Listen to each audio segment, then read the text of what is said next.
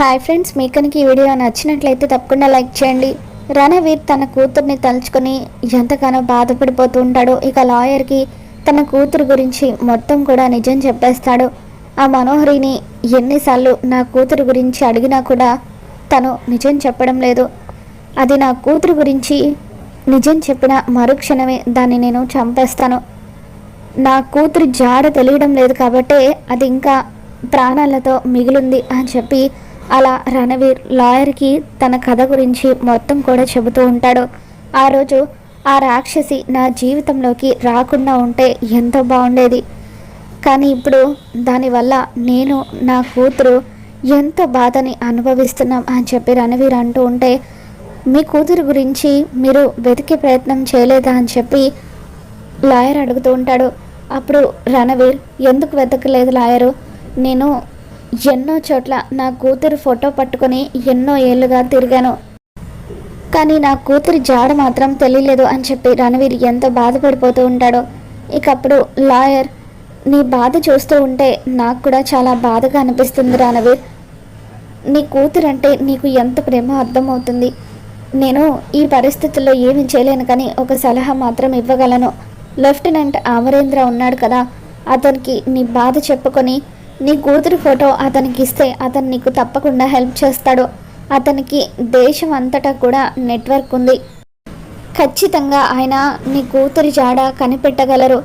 వెంటనే నువ్వు ఆయనను కలువు అని చెప్పి అంటూ ఉంటే, నిజంగా నా లాయరు ఆ లెఫ్టినెంట్ అమరేంద్ర నాకు నిజంగా సహాయం చేస్తాడా అని చెప్పి రణవీర్ అంటూ ఉంటాడు. తప్పకుండా చేస్తాడు, అమర్ గురించి నాకు బాగా తెలుసు.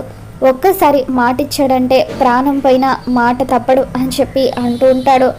అయితే రేపే వెళ్ళి నా కూతురి గురించి వెతికి పెట్టమని అమరేంద్రకు చెబుతాను అని రణవీర్ అనుకుంటూ ఉంటాడు. మరోపక్క అమర్, పిల్లలు, బాగి వీళ్ళంతా కూడా పిక్నిక్లో ఎంతో హ్యాపీగా ఎంజాయ్ చేస్తూ ఉంటారు. బాగి పిల్లలతో కలిసి చిన్నపిల్లలాగా కలిసిపోయి ఆటలు ఆడుతూ ఉంటే రాథోడ్ అమర్తో, చూసారా సార్, ఆరు మేడం ఎప్పుడు పిక్నిక్కి వచ్చినా కూడా తను కూడా ఒక చిన్న పిల్లలాగా పిల్లలతో కలిసిపోయి ఆడుకునేవారు. ఇప్పుడు మిస్ అమ్మని చూస్తూ ఉంటే కూడా నాకు ఆరు మేడమే గుర్తొస్తుంది. ఎటువంటి కల్మషం లేని మనసు సార్ మిస్ అమ్మది అని చెప్పి రాథోడ్ అమర్కి చెబుతూ ఉంటే అప్పుడు అమర్ కూడా అలా బాగిని చూస్తుండిపోతాడు.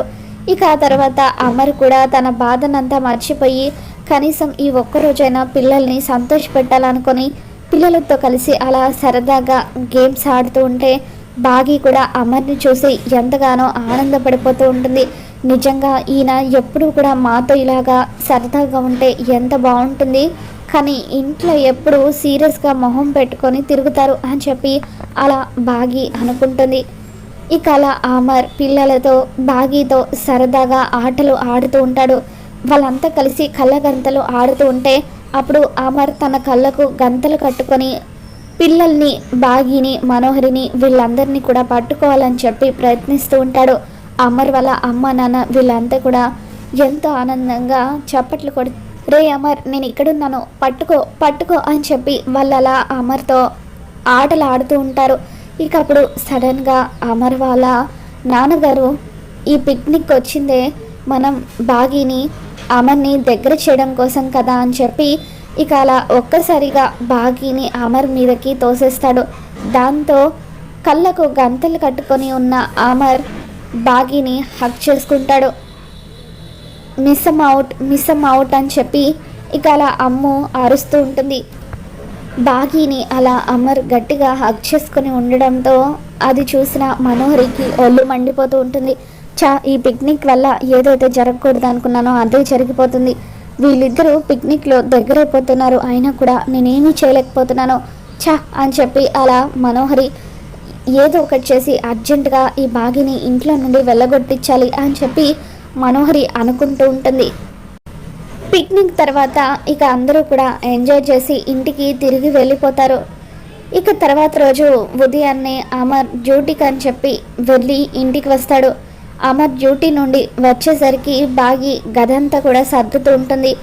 తన కబోర్డ్లో ఉన్న ఫైల్స్ అన్నీ కూడా సర్దుతూ ఉంటే అప్పుడు ఒక ఫైల్లో అంజు పాపకు సంబంధించిన దత్తత పేపర్ అలా ఎగురుకుంటూ హాల్లో పడిపోతుంది.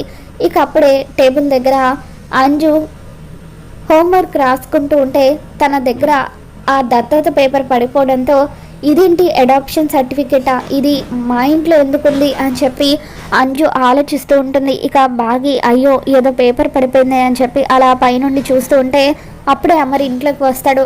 ఏంటి అంజు, ఏంటి ఆ పేపర్ అని అమర్ అడగడంతో డాడ్ ఈ పేపర్ చూడండి, ఇది అడాప్షన్ సర్టిఫికేట్, ఇది మన ఇంట్లో ఎందుకుంది అని అంజు అడుగుతూ ఉంటుంది. ఇక అప్పుడు అమర్ ఇది మనది కాదంజు, నాకు తెలిసిన వాళ్ళది, నువ్వు వెళ్ళి రాసుకో అని చెప్పి అలా అంజుని అక్కడి నుండి పంపించేస్తాడు. ఆ తర్వాత బాగి మాత్రం ఎమోషనల్ అవుతున్న అమర్ వైపు చూస్తూ ఉంటుంది. అసలు ఆ సర్టిఫికెట్ ఎవరిదై ఉంటుంది, ఎందుకు ఆ సర్టిఫికేట్ని చూసి ఆయన అంతలా ఎమోషనల్ అవుతున్నారు అని చెప్పి బాగి అలా అమర్ దగ్గరికి వస్తుంది. ఏమైందండి, ఎందుకు మీరు ఆ సర్టిఫికేట్ని చూసి అంతలా ఎమోషనల్ అవుతున్నారు, నిజం చెప్పండి అని బాగి అమర్ని నిలదీస్తూ ఉంటుంది. అప్పుడు అమర్ అంజు నా సొంత కూతురు కాదు మిస్ అమ్మ, చిన్నప్పుడు అనాథాశ్రమం దగ్గర అంజుని నేను 6 దత్తత తీసుకున్నాం, అప్పటి నుండి మా కన్న కూతురు కంటే ఎక్కువగా చూసుకుంటున్నాం అని చెప్పి అమర్ బాగీకి నిజం చెప్పేస్తాడు. దాంతో బాగి ఒక్కసారిగా షాక్ అవుతూ ఉంటుంది. అంజు మీ కన్న కూతురు కాకపోయినా కూడా తనని మీ సొంత కూతురు కంటే ఎక్కువగా చూసుకున్నారు, నిజంగా మీరు చాలా గ్రేట్ అండి. మీరు మాత్రమే కాదు అక్క కూడా చాలా గ్రేట్, ఎందుకంటే తను అనాథగా పెరిగింది కాబట్టి అనాథ పడే కష్టాలు తెలుసుకున్న అక్క ఇంకెవరికి ఆ పరిస్థితి రాకూడదని అంజుని పెంచుకోవాలని నిర్ణయించుకుంది. నిజంగా అక్క కూడా చాలా గ్రేట్.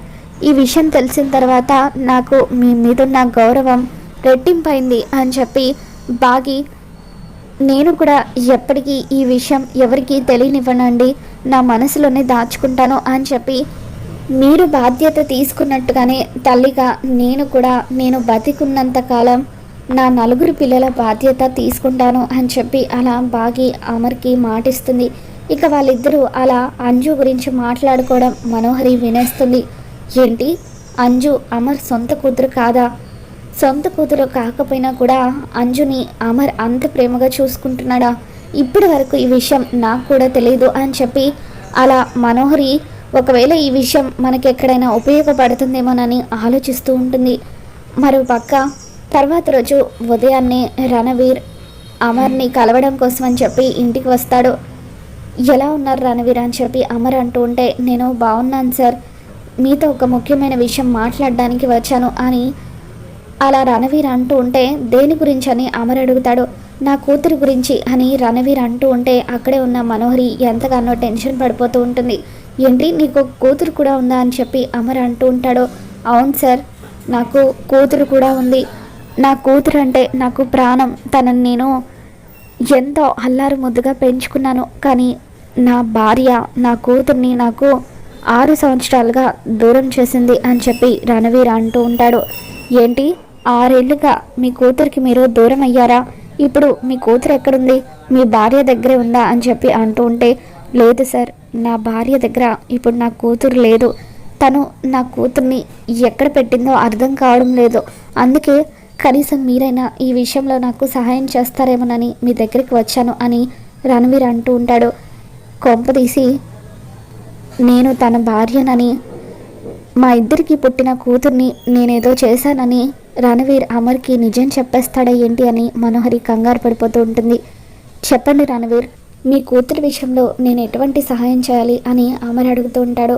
అప్పుడు రణవీర్, నా కూతురు ప్రస్తుతం ఎక్కడుందో తెలియడం లేదు సార్, అందుకే నా కూతుర్ని వెతికి పట్టుకోవడానికి మీరు సహాయం చేస్తారేమోనని నేను ఇక్కడికి వచ్చాను.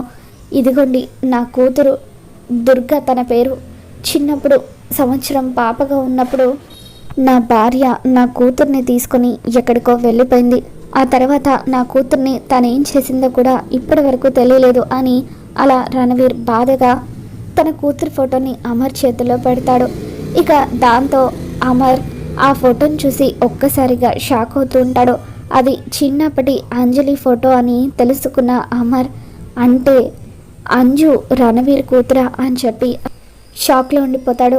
మరి అంజు రణవీర్ కూతురు అని తెలుసుకున్న అమర్ అంజుని తనకు తిరిగి ఇచ్చేస్తాడా? ఏం జరగబోతుందో మళ్ళీ మన ఛానల్లో తెలుసుకుందాం. మీకు కనుక ఈ వీడియో నచ్చినట్లయితే తప్పకుండా లైక్ చేయండి.